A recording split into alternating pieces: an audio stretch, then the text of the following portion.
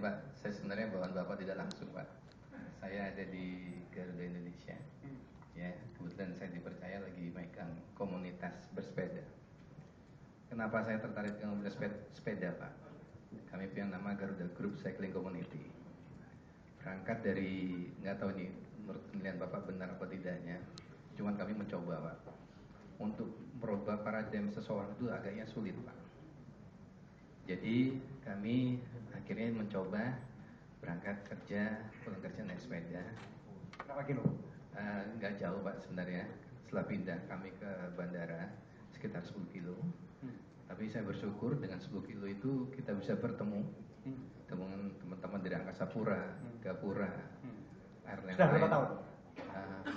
April ini udah 3 tahun Pak. Oh, sukses. Sudah teruji. Terima kasih Pak. Nah, begitu kami mencoba dengan sepeda, kami tuh merasa Pak ada silaturahmi, kemudian ada komunikasi yang kita bisa bangun Pak. Teman-teman ikut? Ikut Pak. Dan itu jujur Pak, waktu kami main bersepeda masuk kantor itu diperiwiti nama satpam Pak. Gak boleh masuk kantor. Akhirnya kami coba meyakinkan teman-teman bahwa ini adalah saudara kita, dan saya juga pegawai, makanya saya pakai ID card bisa masuk.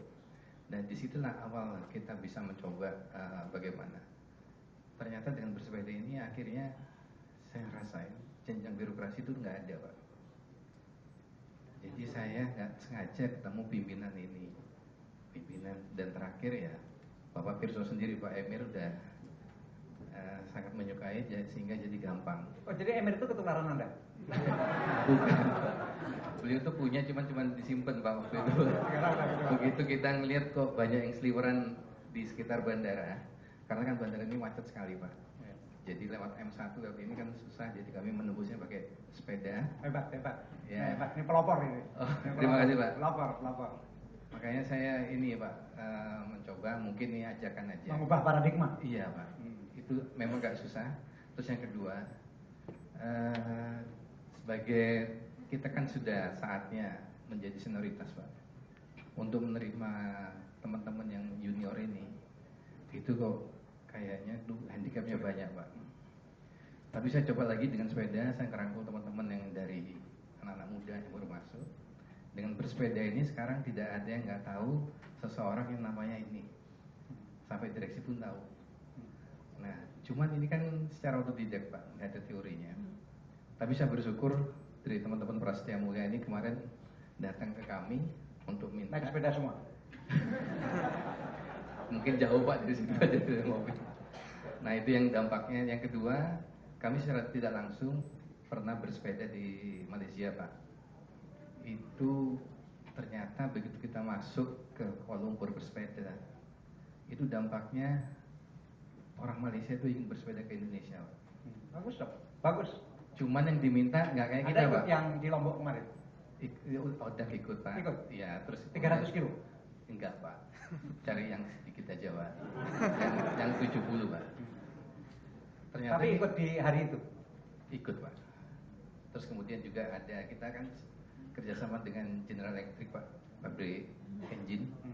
Itu juga begitu datang ke Indonesia, mintanya bersepeda juga Pak. Baiklah, ini memang saya lihat komunitas sepeda ini berkembang sangat pesat. Saya tahunya dari anak saya tiap hari 50 kilo. Dan istrinya juga ikut, kemudian adiknya yang perempuan juga ikut. Jadi memang di rumah saya ada komunitas sepeda. Bukan berarti itu lebih sederhana, bukan, karena sepedanya ada yang 100 juta. Jangan dianggap kalau dia bersepeda terus kemudian sederhana begitu. Belum tentu. Anda tanya harga sepedanya berapa. Harga sepeda anak saya yang paling murah 50 juta. Jadi sebetulnya bukan soal sederhana, tetapi memang ini mode lah. Ini ada mode baru bersepeda yang menurut saya dampaknya baik bagi siapa saja karena mengurangi polusi dan seterusnya. Ya selamat Anda berada di mode yang terbaru, kemudian Anda berarti up to date dengan zaman, bahwa anak-anak muda bagaimana bisa tampil tadi disampaikan, memang itu satu hambatan yang besar. Muda dan wanita. Jadi tidak hanya muda dan wanita. Sehingga kadang-kadang ada kesombongan senior, kadang-kadang ada yang saya sebut penyakit senior. Penyakit senior itu selalu tidak percaya kepada yang muda. Penyakit senior itu selalu menganggap yang muda itu masih terlalu hijau, yang muda itu kurang pengalaman. Nah, ini yang terus saya perangi di BUMN, sehingga bagaimana tampil yang muda-muda. Sekarang deputi di BUMN itu kalau di kementerian lain dirjen, itu umurnya di bawah 50 tahun semua. Karena dulu di direksi BUMN juga banyak yang muda-muda. Menurut pandangan saya belum, kurang muda sebetulnya, tapi sudah heboh. Ini muda-muda semua begitu.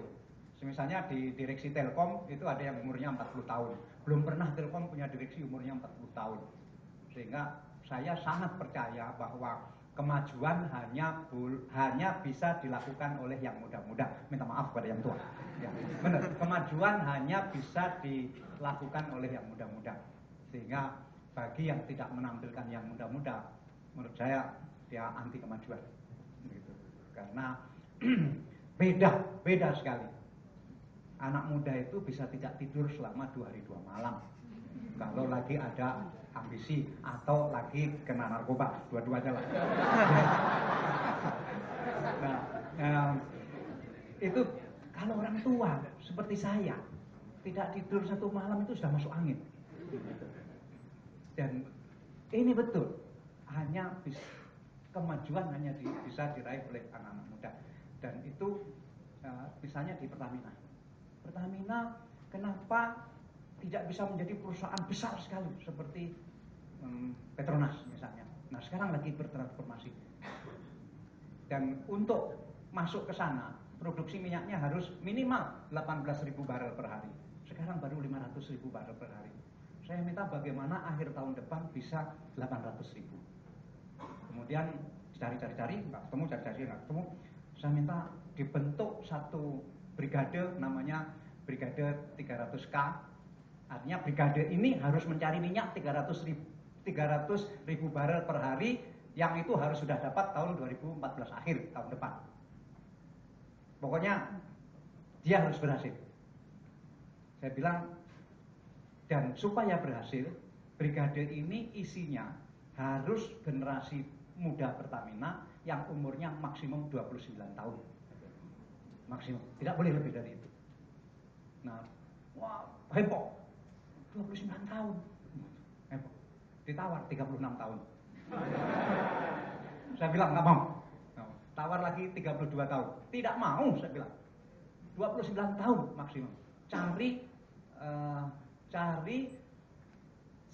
orang yang semua umurnya 29 tahun ke bawah. Tidak boleh lebih dari itu. Kemudian ternyata ditemukan jalan itu. Nah, sekarang mereka lagi berjuang di lapangan, dan saya percaya mereka bisa berjuang habis-habisan karena Pak masih muda. Dia nggak perlu nengok cucu, dia tidak perlu masuk angin, dan seterusnya. Anda umur berapa? Sorry, boleh kan tanya kan? 24. Nah, tanya dia. Dia bisa tidak tidur 2 hari 2 malam. Kalau lagi mengejar ambisi. Dan kemajuan hanya bisa beroleh oleh orang-orang yang lagi mengejar ambisi. Tidak mungkin kemajuan diperoleh oleh orang yang tidak mengejar ambisi. Ya, ambisi Anda bersepeda, selamat bersepeda, dan Anda membawa perubahan di kantor Anda, itu aja udah hebat. Udah bisa menjadi orang yang membawa perubahan. Silakan. Ya, mari. Ya,